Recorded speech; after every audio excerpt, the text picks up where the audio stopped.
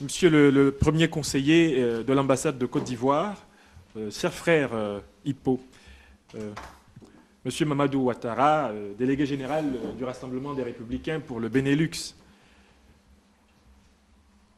cher modérateur Oufaou Marou, cher Eli Kadji, représentant ici vos associations respectives, cher Marcel Tiangué, toujours présent, baroudeur de toutes les surfaces, l'un des artisans de cette rencontre. Au moment de prendre la parole dans ce lieu symbolique de la grande nation de Côte d'Ivoire, je voudrais dire toute ma gratitude à tous ceux qui ont rendu possible le triomphe de la vérité et de la démocratie en Côte d'Ivoire à l'issue de la terrible crise post-électorale que ce pays a connue. Crise post-électorale dont certains n'ont pas compris qu'elle avait une signification pour toute l'Afrique. Je fais partie de ces intellectuels qui considèrent que ce qui s'est passé en Côte d'Ivoire a une signification comparable à la Révolution française pour les États occidentaux. Si on veut comprendre ce qui va se passer, ou ce qui a pu se passer dans tous les autres pays d'Afrique francophone, il faut étudier la Côte d'Ivoire. En m'exprimant ici au sujet de la Côte d'Ivoire, je ne vais pas simplement m'exprimer avec les passions du cœur, puisque, comme certains d'entre vous le savent, je suis lié à ce pays par une femme et par des enfants. Je suis lié à ce pays parce que quand le mien m'avait rejeté, celui-là m'a accueilli. J'ai étudié et enseigné 5 années en Côte d'Ivoire et j'y ai tissé des liens qui font que je suis de ce pays-là par adoption. Et d'ailleurs, il me semble que la loi de Côte d'Ivoire dit que l'étranger qui a épousé une Ivoirienne, après 4 années de mariage correctement consommé, de fait, est ivoirien.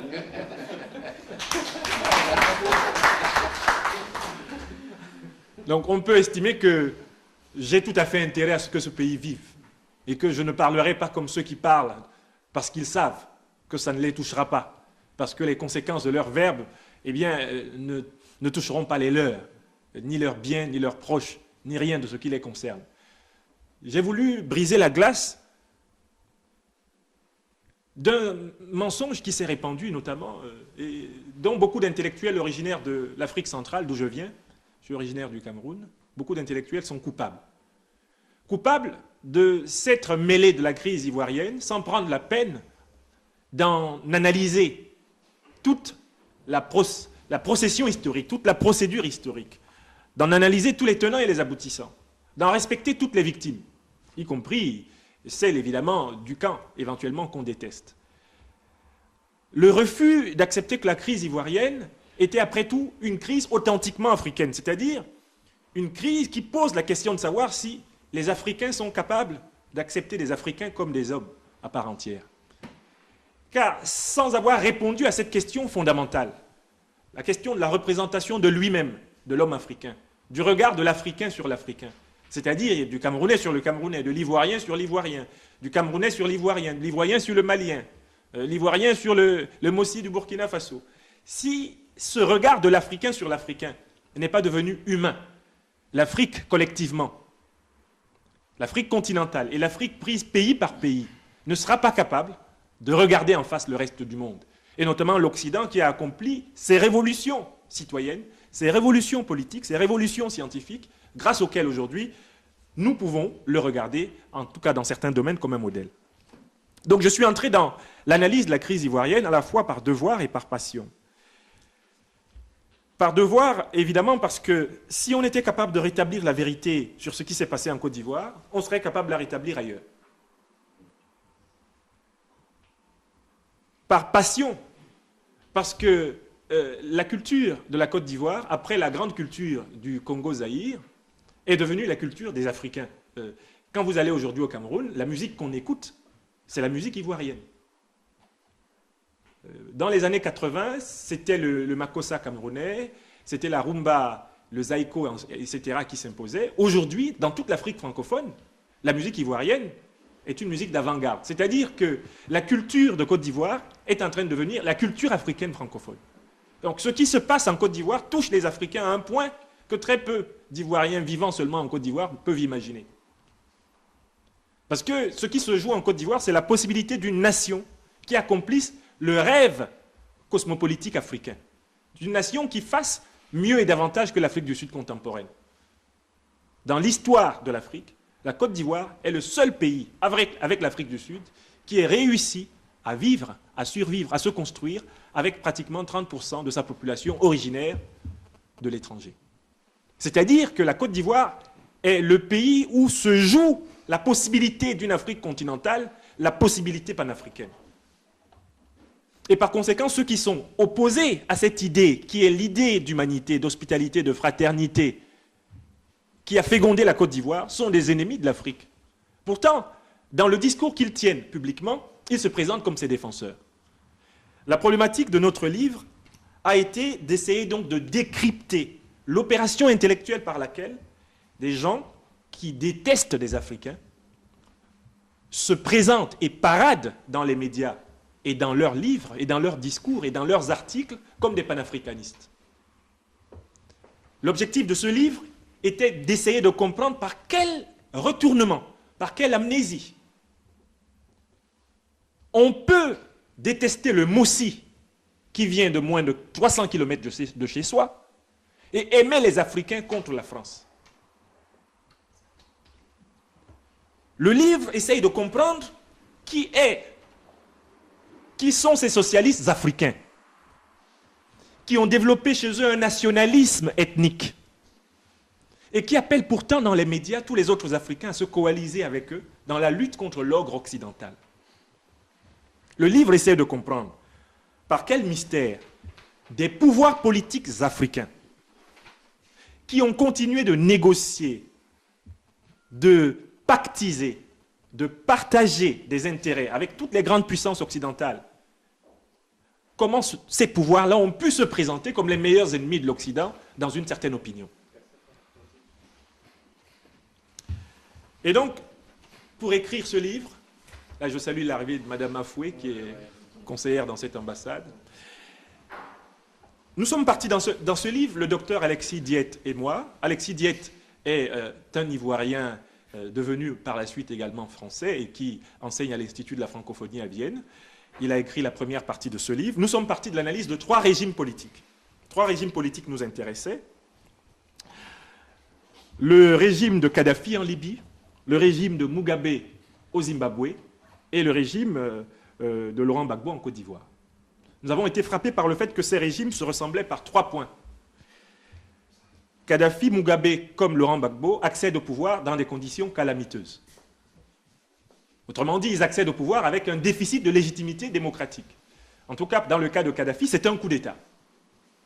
Dans le cas de Mugabe, à l'issue de la guerre de libération menée par le mouvement de libération du Zimbabwe, il s'installe au pouvoir et par la suite n'organise jamais plus d'élections transparentes.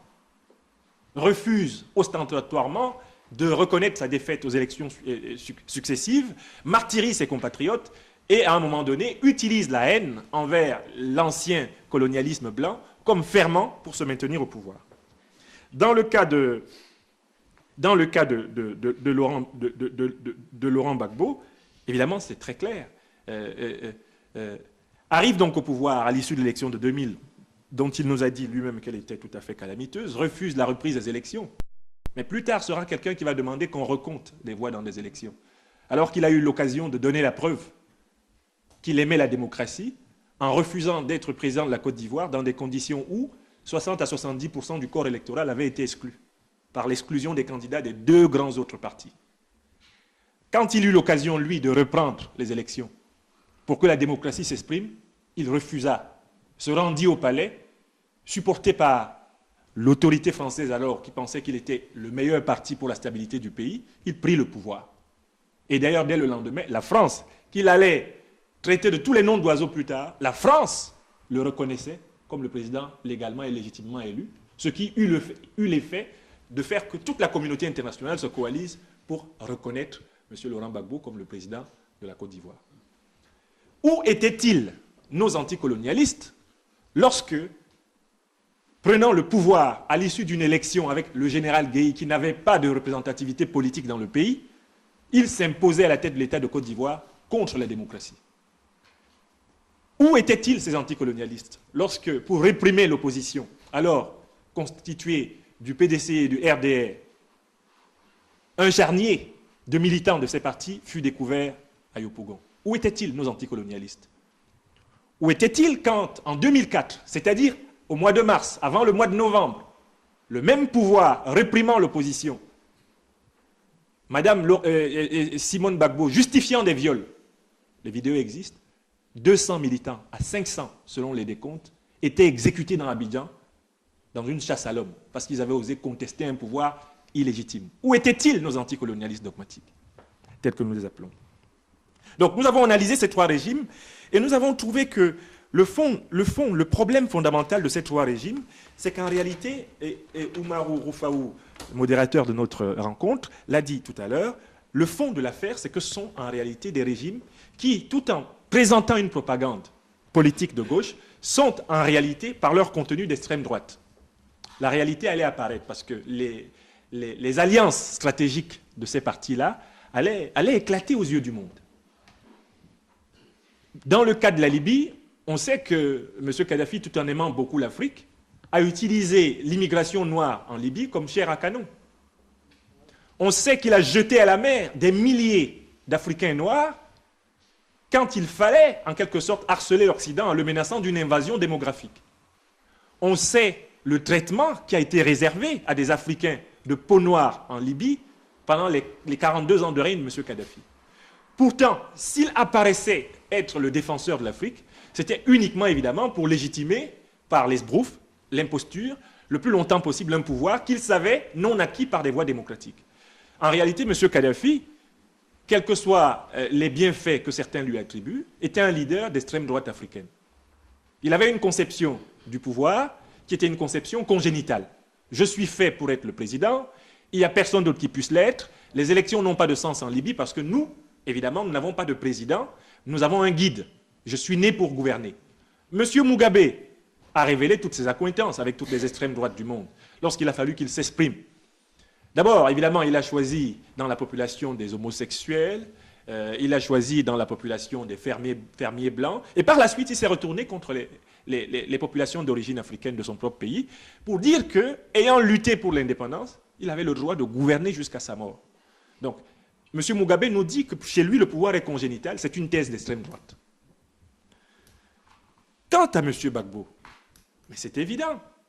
Non seulement les meilleurs conseillers qui le défendent aujourd'hui sur la place de France viennent de l'extrême droite française, je pense par exemple à M. Bernard Houdin, mais mieux que cela, les thèses qu'il a défendues à partir de la contestation de son pouvoir en 2000, c'est-à-dire les thèses qu'on n'avait jamais trouvées dans un ouvrage public du FPI avant 2000, ces thèses-là se recoupent point pour point avec le national-chauvinisme à la française.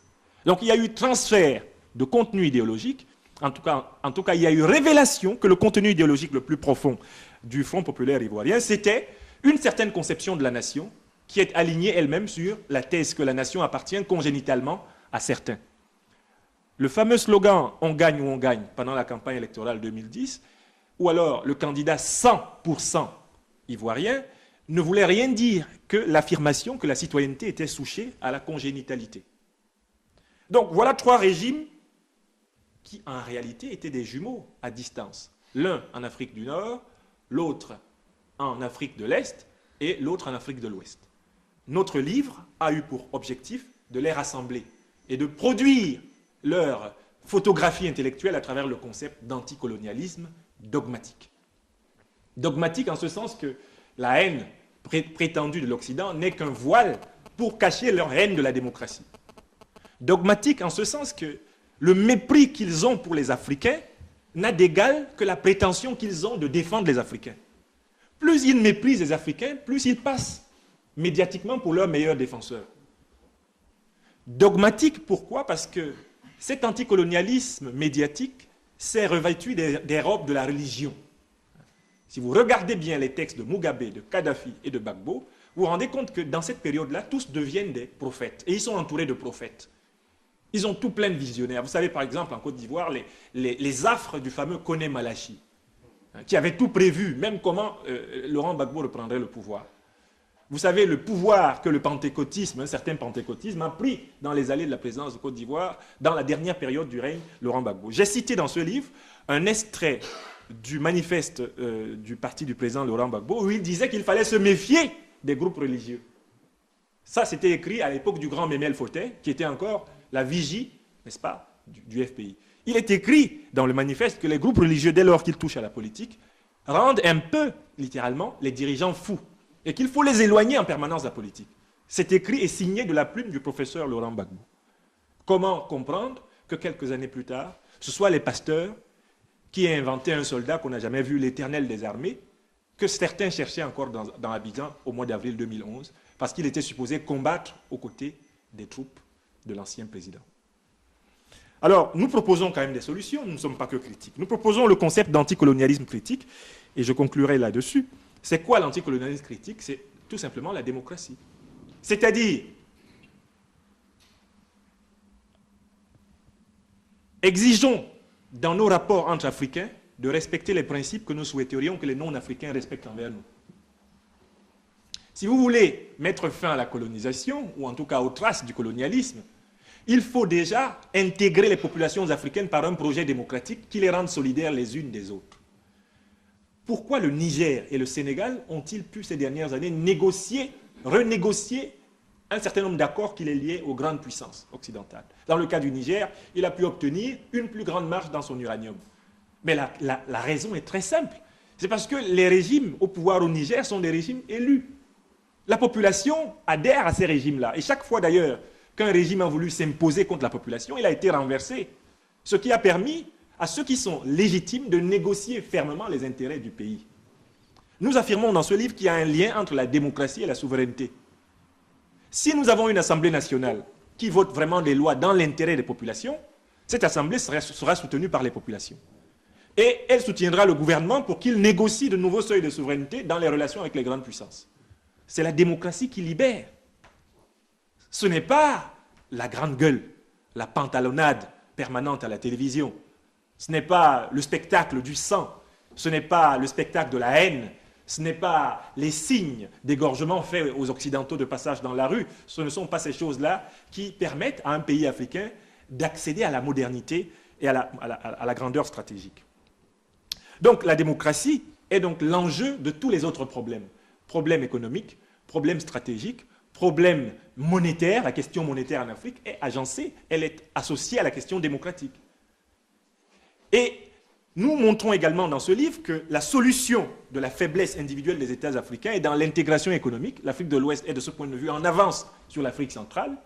Les gens d'Afrique centrale sont des gens de forêt, c'est d'ailleurs pour ça qu'ils ont tendance à laisser pousser leurs cheveux davantage que ceux d'Afrique de l'Ouest. En Afrique centrale, on est un peu touffu, parce qu'il y a trop de forêt là-bas, et évidemment, ça a forcément un impact, sur la manière de penser. Il faut aller en Afrique centrale pour comprendre pourquoi les intellectuels d'Afrique centrale ne comprennent rien à la Côte d'Ivoire. Mais c'est parce qu'entre le Gabon et le Cameroun, il y a tellement de forêts qu'un Gabonais connaît mieux un Ivoirien qu'il ne connaît un Camerounais. L'Afrique centrale n'est pas désenclavée.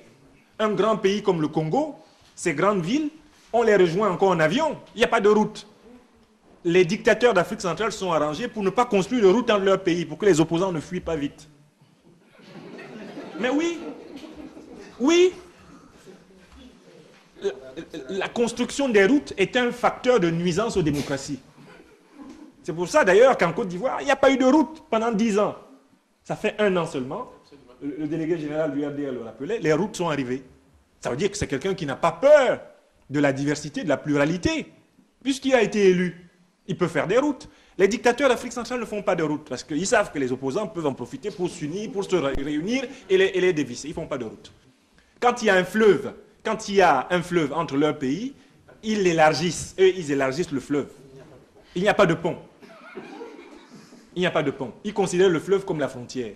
Donc chez eux, une frontière, c'est une zone infranchissable. En Afrique de l'Ouest, une frontière, c'est une zone de rencontre. C'est par les frontières que les peuples se brassent. En Afrique centrale, non. C'est une zone de refoulement. Rentrez chez vous. Hein? Alors donc, ils n'ont rien compris à la Côte d'Ivoire.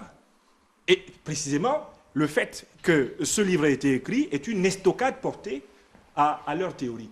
Les théories de Mme Beyala, de M. Kellman, de M. Vincent Onana, qui n'ont rien écrit contre les dictateurs de leur propre pays d'origine.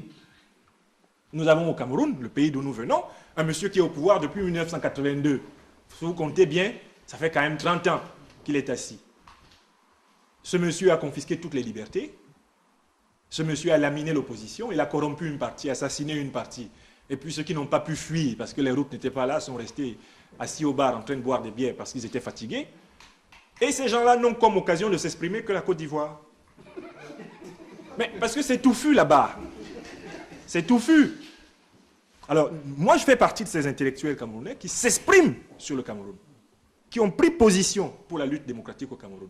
Et ce livre est une manière de solidarité avec mes frères qui ont combattu en Côte d'Ivoire pour qu'un jour, enfin, le principe congénital du pouvoir soit contesté durablement. Parce que c'était ça qui était le problème en Côte d'Ivoire aussi. On pensait que le chef est né chef et tout ce qui sort de lui, y compris son pipi, devient chef. C'est cela qui a été brisé par la lutte démocratique du peuple ivoirien. Désormais, les chefs vont être choisis par les Ivoiriens. Et celui qui s'amuse à s'imposer contre eux sera balayé. En moins de 20 ans, un peuple qui change 4 fois de président est un peuple capable.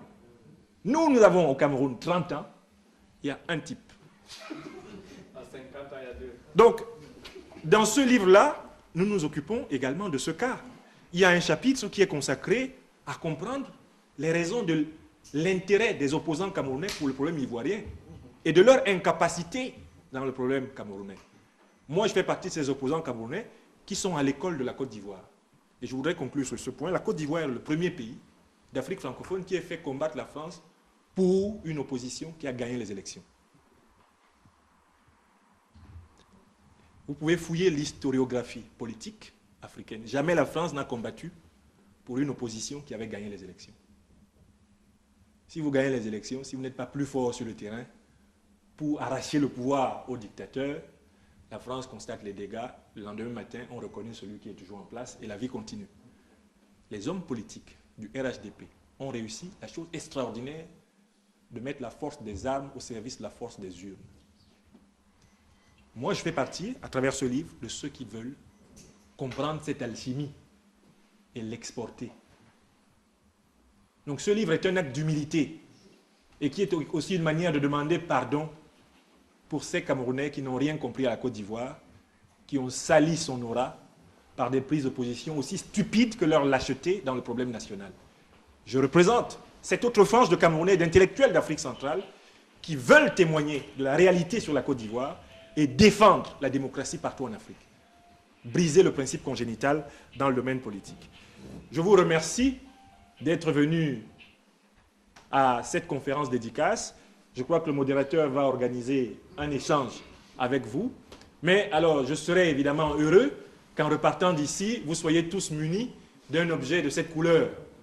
Ce qui me permettra d'être sûr que les idées qui ont été remuées ici seront vraiment examinées avec rigueur par chacun d'entre vous chez lui.